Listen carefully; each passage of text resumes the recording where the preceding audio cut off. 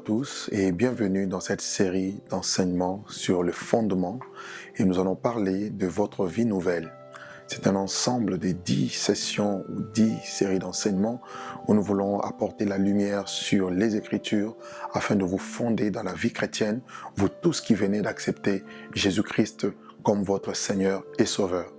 Et bien avant de rentrer dans le vif du message, je vous invite à la prière. Seigneur notre Dieu, notre Roi, nous voulons te bénir pour ces moments que tu nous rends, tu nous donnes. Nous prions Seigneur que tu puisses nous éclairer par ton esprit et que ta parole qui est la sémence incorruptible puisse descendre dans nos cœurs et nous transformer et qu'elle puisse germer et porter des fruits qui vont parvenir à la maturité.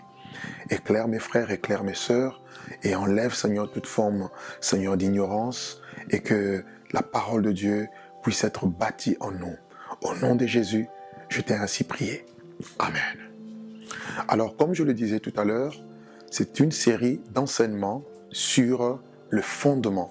Vous tous qui venez d'accepter Jésus-Christ comme Seigneur et Sauveur. Vous avez commencé une nouvelle et satisfaisante vie. Alors, qu'est-ce qui s'est passé? Je vais d'abord vous expliquer les choses à partir du commencement.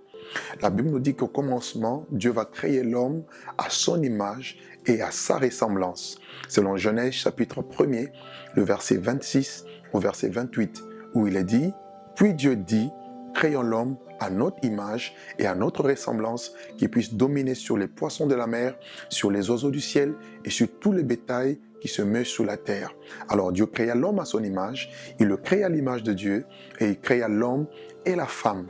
Et ensuite Dieu va les bénir en disant « Soyez féconds, multipliez, remplissez la terre, assujettissez-la et dominez sur les poissons, sur toute la création. » Tel était le plan parfait de Dieu.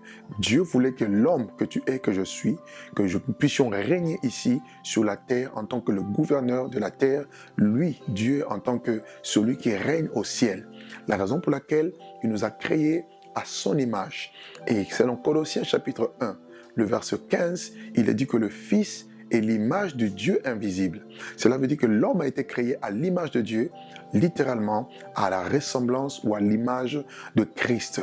Or, Christ étant la vie, l'homme avait en lui la vie, mais ce qu'on appelle la vie de Dieu ou encore la vie Zoé. Dans Genèse 2, verset 7, là, on nous parle maintenant de l'ordre de la création, comment Dieu va procéder par rapport à la création. On nous dira que l'Éternel Dieu forma l'homme de la poussière de la terre. Et ensuite, il souffla dans ses narines un souffle de vie et l'homme va devenir une âme vivante. Voyez-vous, c'est le souffle que le Seigneur avait déposé dans la vie de l'homme qui a fait de lui une âme vivante. Ainsi, l'homme avait la vie de Dieu. Il pouvait marcher, il pouvait parler, il pouvait agir, il pouvait travailler, mais au-dedans de lui, il y avait la vie de Dieu, cette vie qui est la vie éternelle.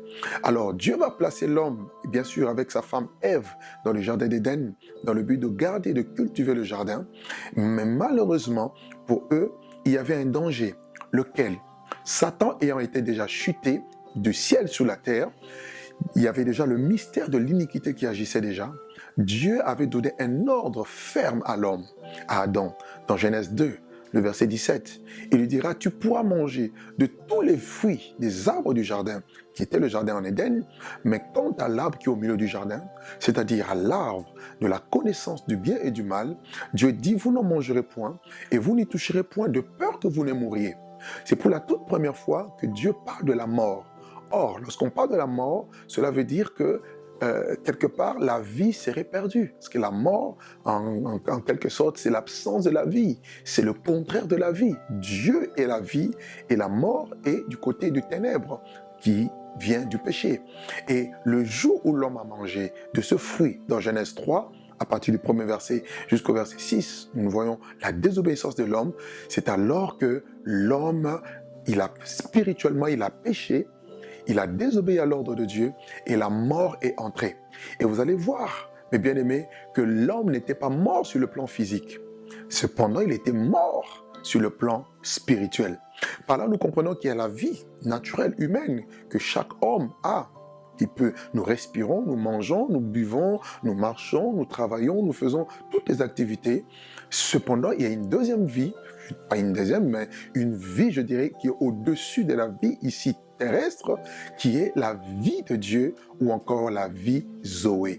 Alors, c'est cette vie-là que l'homme avait perdue, que Adam et Ève, nos premiers parents, ont perdu. La Bible dit dans Romains chapitre 6, l'épître aux Romains, au chapitre 6, le verset 23, il est dit « Car le salaire du péché, c'est la mort, mais les dons gratuits de Dieu, c'est la vie éternelle en Jésus-Christ. » Ainsi, étant donné que nous, tous les êtres humains, sont descendants d'Adam et Ève, ils ont hérité de la mort qui était dans la vie d'Adam et Ève. Dans Romains chapitre 5, toujours, le verset 12, il est dit que comme par un seul homme le péché est entré dans le monde, et par le péché la mort, c'est ainsi que la mort s'est étendue sur tous les hommes, parce que tous ont péché. Donc personne ne peut dire qu'en venant dans ce monde, il est pur, il est saint, il est sans péché. Pourquoi? Parce que nous avons tous, autant que nous sommes, hérité du sang d'Adam et de Ève. Un sang qui était contaminé par le péché, un sang qui était, je dirais, affecté par le mal, et nous héritons de cela, et par conséquent, nous héritons de la mort, qui n'est rien d'autre que la séparation d'avec Dieu. Lorsque Adam et Ève ont péché, leur relation avec Dieu et leur communion avec Dieu ont été rompues, ont été brisées. Il y a eu comme un fossé qui s'est installé entre d'une part l'homme et d'autre part Dieu. L'homme étant devenu pécheur, il était éloigné de Dieu. Dieu étant saint, il est resté dans le domaine de sa sainteté. Bien-aimé dans le Seigneur, c'est la raison pour laquelle que Dieu, justement, a tellement aimé l'homme dans cet état-là, mais de son état de sainteté, de pureté, il ne pouvait pas descendre, reprendre l'homme.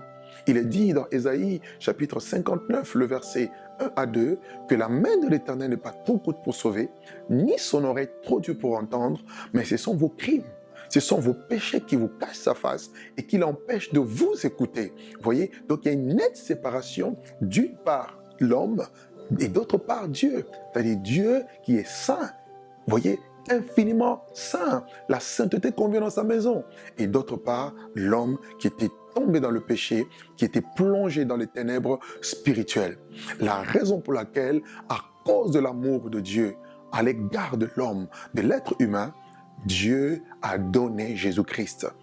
D'où le fondement, je dirais, un des textes de base de toute la Bible, de toutes les Écritures, dans le livre de Jean chapitre 3, le verset 16, qui dit ceci: « Car Dieu a tant aimé le monde bien sûr dans le péché, dans les ténèbres, qu'il a donné son Fils unique Jésus, afin que quiconque croit en lui ne périsse point, mais qu'il reçoive la vie éternelle. » Vous voyez? Donc là, on nous parle de ceux-là qui vont croire en Jésus, qui ne périssent point.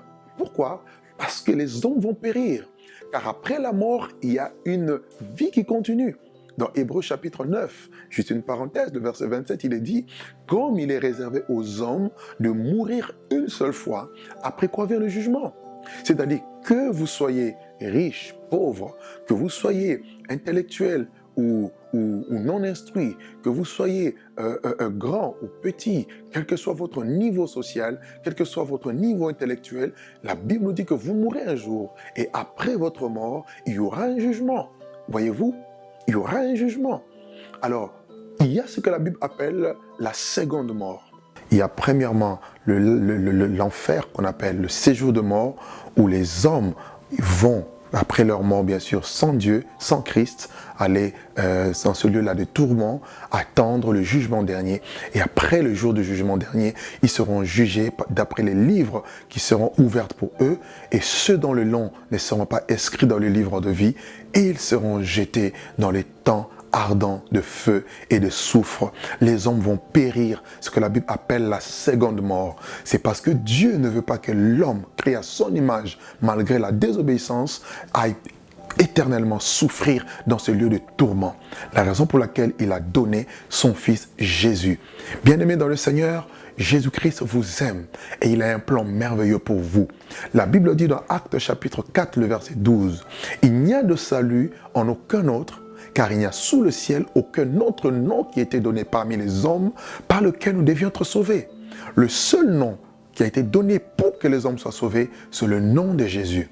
Ainsi, vous tous qui avez accepté Jésus-Christ comme Seigneur et comme Sauveur comme étant celui qui est mort à la croix, qui a versé son sang pour votre salut, pour votre délivrance, pour votre guérison, comme Seigneur, comme étant celui qui doit prendre la direction de votre vie ne vous appartient plus, votre vie appartient maintenant au Seigneur et il est censé vous diriger, vous guider et vous conduire. Alors vous tous qui avez accepté Jésus-Christ comme Seigneur et Sauveur, je viens vous annoncer de la part de Dieu, selon les Écritures, selon la parole de Dieu, que vous avez fait le bon choix. Vous avez accepté d'avoir une vie meilleure. Car il dira lui-même dans Jean 10, le voleur ne vient que pour dérober, égorger et détruire, mais moi je suis venu afin que mes brebis aient la vie et la vie en abondance. Donc Jésus-Christ est venu, comme Jean chapitre 10, le verset 10 le dit, pour que les brebis, ceux et celles qui ont entendu sa voix, qui ont ouvert leur cœur et qui l'ont reçu dans leur cœur comme Seigneur et Sauveur, aient la vie et la vie en abondance. Et cette vie commence par la repentance, cette vie commence par un changement de mentalité, un changement de direction, cette vie commence par l'abandon des mauvaises œuvres, ce que la Bible appelle les œuvres mortes. Cette vie commence par la nouvelle naissance. Jean chapitre 3, de versets 1 à 6, dans l'entretien de Jésus avec Nicodème, et Jésus dira à Nicodème, si un homme ne naît d'eau et d'esprit, il ne peut voir le royaume de Dieu. Si un homme, oui, ne naît de nouveau, il ne peut entrer dans le royaume de Dieu. Pour entrer dans le royaume de Dieu, il faut naître d'eau et d'esprit. L'eau qui est l'image de la parole de Dieu que nous recevons dans notre cœur et le Saint-Esprit qui est le sceau le sceau qui atteste que nous appartenons au Seigneur. Alors vous tous qui avez accepté Jésus, j'ai une bonne nouvelle pour vous. La Bible dit que vous avez commencé une nouvelle vie. Vous avez commencé une vie satisfaisante. Ne regrettez plus votre vie passée parce que c'était une vie de débauche, une vie de boue, où on vivait dans la boue comme des porcs, excusez-moi l'expression, mais c'est vraiment la réalité. Et c'était une vie qui n'était pas en harmonie avec le Seigneur. Dans le livre de 2 Corinthiens, au chapitre 5, le verset 17, la parole de Dieu nous enseigne ceci. Si quelqu'un est en Christ, il est devenu une nouvelle créature. Ou encore, dans d'autres versions, une nouvelle création. Vous voyez, les choses anciennes sont passées et toutes choses sont devenues nouvelles. Donc, en commençant une nouvelle vie avec Jésus, vous devez couper avec votre vie passée. Vous devez couper avec le péché. Si tu avais un petit copain, tu dois arrêter. Si tu écoutais la musique du monde qui ne donne pas gloire à Dieu, tu dois arrêter. Si tu avais une vie de fraude, de mensonge, de vol, de fornication, de masturbation, de sorcellerie, de magie, toutes les pratiques occultes, quelles que soient les choses auxquelles tu étais attaché au passé, l'idolâtrie, ces choses-là, tu dois le mettre de côté pour accéder à la vie nouvelle. Donc, accepter Jésus implique un renoncement aux choses passées. Les choses anciennes sont passées et toutes choses sont devenues nouvelles. Donc Dieu a commencé un travail en toi. Et tout à l'heure, nous allons voir, et dans d'autres séries aussi, que cette vie nouvelle va commencer à germer jusqu'à ce que tu grandisses. C'est comme le cycle de la vie que nous pouvons voir avec une chenille. Le papillon que nous voyons, avant de devenir papillon qui vole, commence d'abord par être une chenille. Et cette chenille, avec le temps, elle subit une transformation, une métamorphose, jusqu'à devenir un papillon. Donc Dieu veut que tu sois quelqu'un d'important, parce que c'est ça sa vision, son plan pour toi, tel que tu es. Alors tu dois comprendre que les choses anciennes doivent être passées. Ne regrette même pas, parce que tu es rentré dans une nouvelle famille. Tout à l'heure, je vais en parler. Et tu es rentré dans un royaume qui est régi par des lois, par des règles, mais qui est un royaume des lumières. Dieu t'ayant délivré du royaume des ténèbres et il t'a transporté dans le royaume de lumière, dans le royaume de son Fils bien-aimé. Alors, qu'est-ce qui se passe lorsque tu acceptes Jésus? La première chose, la deuxième chose que j'aimerais plutôt évoquer, c'est que tes péchés sont pardonnés. Dieu a pardonné tous tes péchés. Quel que soit le nombre de péchés que tu avais commis depuis certainement ton enfance, les péchés même que tu as dû oublier, la Bible dit, tes péchés sont pardonnés. Pourquoi? Parce que Jésus a payé le prix. La rançon, c'était sa vie. Son sang qui a coulé à la croix a coulé pour te laver, te purifier de tout péché, te laver, te nettoyer, te sanctifier, te purifier. Donc tes péchés sont pardonnés. Ça, c'est une bonne nouvelle parce que le salaire du péché, c'est la mort. Tout péché, tout acte que tu commets a droit à une sanction, à une punition. Mais parce que Dieu t'a pardonné, c'est-à-dire que tu n'as plus droit à la punition. Le châtiment qui nous donne la paix, dit Ésaïe chapitre 53, était tombé sur lui. Et c'est par ses meurtrissures que nous sommes guéris. Si tes péchés étaient rouges comme le cramoisi, nous dit Ésaïe 1, 18, il va devenir blanc comme de la neige. Jésus, par son sang, te lave de tout péché. Tu n'as plus à être condamné, même si tu as connu les avortements, même si tu as commis un meurtre dans ta vie, même si tu as commis les choses les plus infâmes.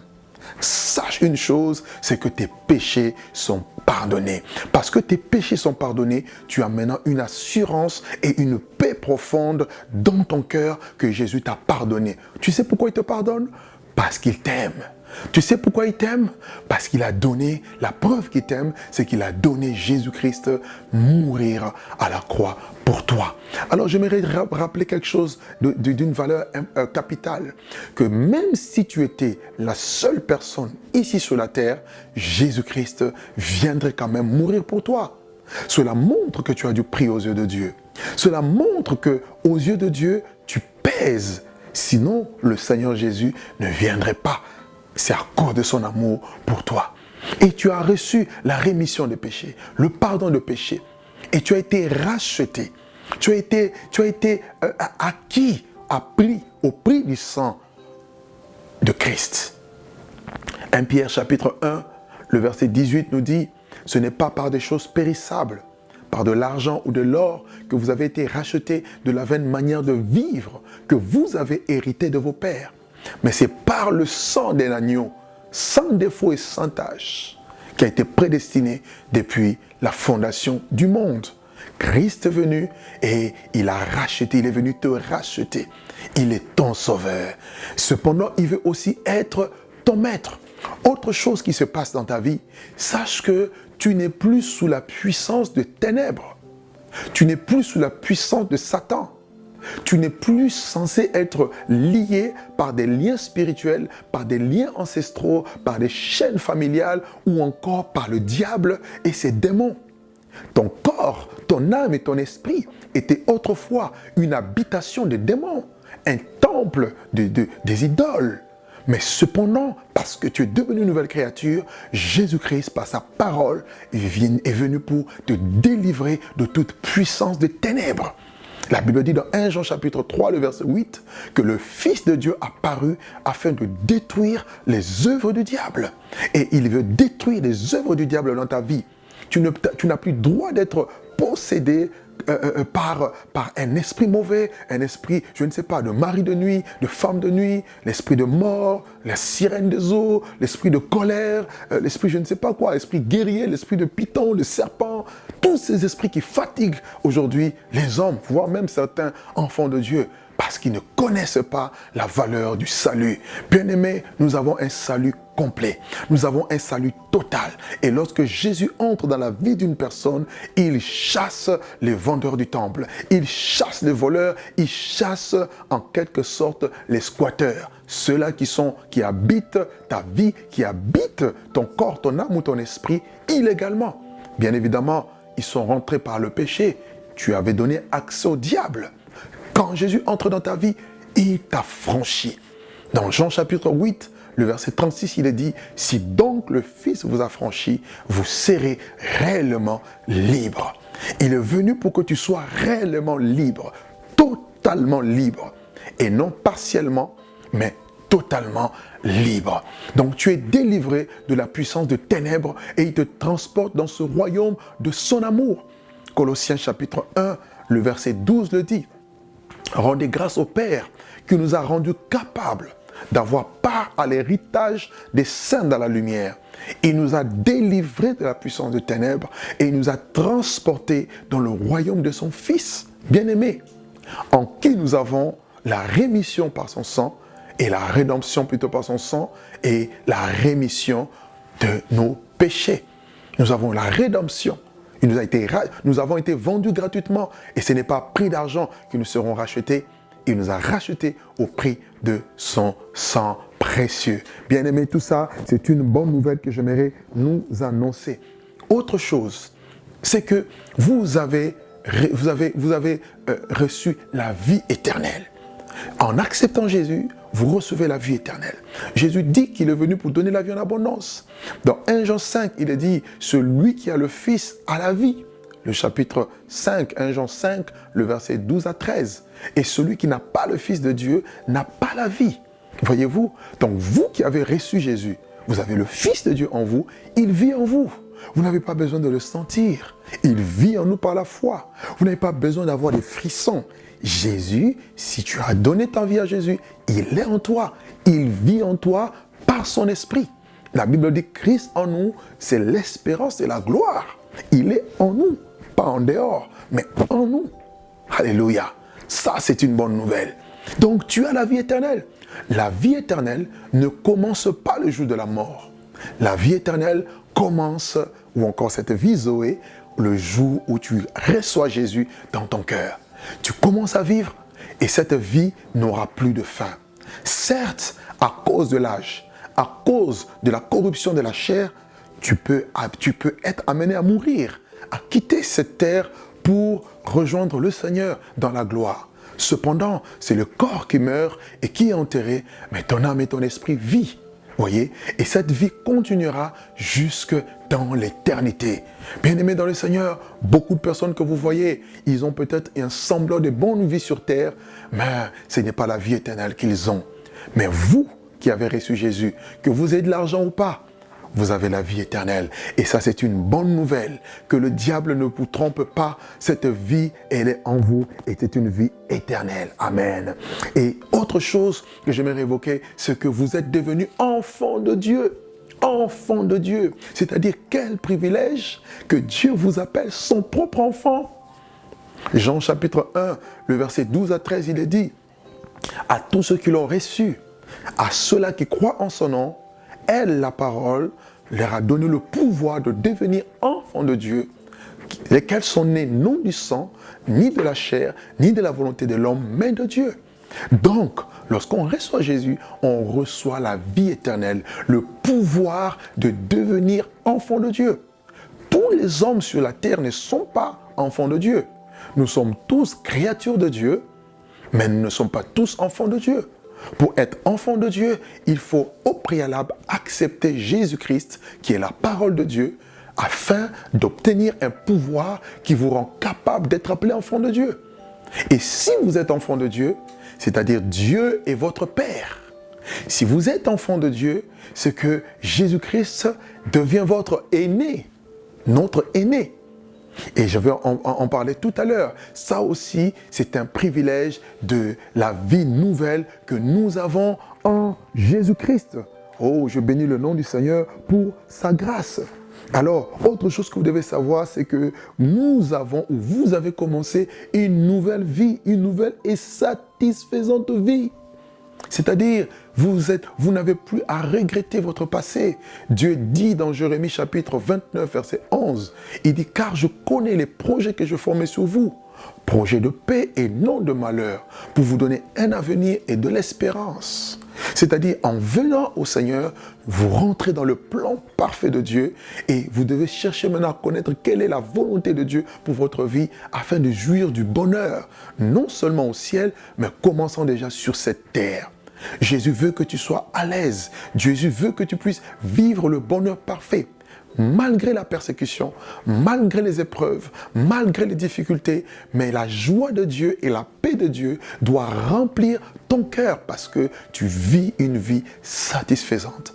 Bien-aimés dans le Seigneur, dans ce monde, tout n'est que vanité. Alors, vous avez quelques privilèges qui sont attachés justement à cette vie nouvelle que j'aimerais rapidement identifier avec nous. C'est que dans cette vie nouvelle, nous avons l'espérance de la gloire. Dans le livre de Colossiens, chapitre 1, le verset 27, il est dit « Christ en nous, c'est l'espérance de la gloire. » Nous sommes destinés à la gloire. Non seulement la gloire terrestre, mais encore plus la gloire céleste. Le mot gloire dans l'hébreu, c'est kabod, qui nous signifie tout simplement poids. Et le mot gloire, dans le grec, c'est doxa, qui nous parle de l'excellence ou encore de la perfection, de l'excellence, la perfection de tout ce qui est éclat, vous voyez, tout ce qui brille. Et Dieu veut que tu atteignes cette excellence. Dieu veut que tu puisses briller comme lui, il brille. Et ça, c'est un privilège. Autre chose que j'aimerais évoquer avec nous par rapport à cette vie nouvelle que nous avons reçue en Jésus, c'est que vous avez reçu, je dirais, vous êtes rentré dans une nouvelle famille. En tant que chrétien, enfant de Dieu, disciple de Jésus, parce que tu es appelé à devenir disciple de Christ, tu es censé être dans une famille. Avez-vous déjà vu un enfant qui naît et qui est abandonné de tous et personne pour s'en occuper? Lorsque vous acceptez Jésus, peu importe votre âge, peu importe votre niveau social, vous êtes un bébé spirituel, vous êtes un enfant qui a besoin d'être entouré d'une famille afin d'être encadré, nourri, afin qu'on puisse s'occuper de vous jusqu'à ce que vous atteigniez la maturité spirituelle. D'où la raison même d'être de ces enseignements pour vous aider, vous accompagner de votre enfance jusqu'à la maturité. Et puisque vous êtes rentré dans la nouvelle famille, vous devez savoir que Dieu d'abord devient votre Père. Donc dans cette famille chrétienne, dans cette famille spirituelle auquel vous êtes entré, dans laquelle vous vous retrouvez maintenant, Dieu est votre Père. Donc il doit y avoir une relation proche qui doit être tissée entre le Père et vous. Dieu devient votre Père. À tout moment, vous pouvez l'appeler comme un enfant. Vous n'avez pas besoin qu'on vous apprenne qu'on apprenne à un enfant à dire des choses à son père. Les choses doivent se passer de manière naturelle. D'où la raison même de la prière. La prière qui est le dialogue avec le Père. Nous prions, nous parlons à Dieu et Dieu nous répond. Et ça permet d'entretenir la relation approximative entre l'homme et Dieu. Dieu devient notre Père. Peu importe le problème que tu peux avoir, peu importe la situation que tu peux rencontrer, parle à Dieu. Il est invisible certes, mais il est là à tes côtés. Il t'entend et il te voit. Tu peux lui parler et tu verras qu'il va t'exaucer. Il va t'écouter, il va répondre à tes prières. Nous avons aussi Jésus-Christ. Jésus-Christ, bien sûr qu'on l'a accepté, mais dans cette grande famille, il est aussi comme notre aîné. La Bible dit dans Romains 8 que nous sommes héritiers de Dieu, mais nous sommes aussi co-héritiers de Christ ou avec Christ. C'est-à-dire, tous les privilèges que Jésus-Christ a sont aussi partagés pour nous. Il est le premier-né d'entre les morts. Il est le prémisse de créature, nous dit Jacques 1, 18. Pour nous qui avons accepté Jésus, qui avons accepté sa parole, il est le prémisse de ces créatures. Donc, il est notre aîné, il est notre grand frère. Lorsque nous nous sentons pas en sécurité, face à un problème, face à une situation, un danger qui arrive à tes côtés, au lieu de crier « Maman », au lieu de crier « À l'aide, au secours », je peux te dire, tu peux crier « Jésus ». Et si tu cries « Jésus », crois-moi, il viendra te secourir. J'ai vu des personnes être sorties des accidents de voiture, des situations difficiles, parce qu'ils ont fait appel à ce nom-là. La Bible déclare « Quiconque invoquera le nom du Seigneur Jésus, celui-là sera sauvé ». Il est ton aîné, il est ton grand frère. Et troisièmement, vous avez le Saint-Esprit. Le Saint-Esprit qui est notre accompagnateur ou encore notre aide. Lorsque nous sommes fatigués, lorsque nous avons besoin de direction, nous parlerons en long et en large du Saint-Esprit, du ministère du Saint-Esprit. Il a été donné pour nous conduire dans toute la vérité, pour nous enseigner la parole de Dieu, nous rappeler les choses que Christ nous a enseignées, glorifier Christ, glorifier Dieu en nous. Il est notre aide.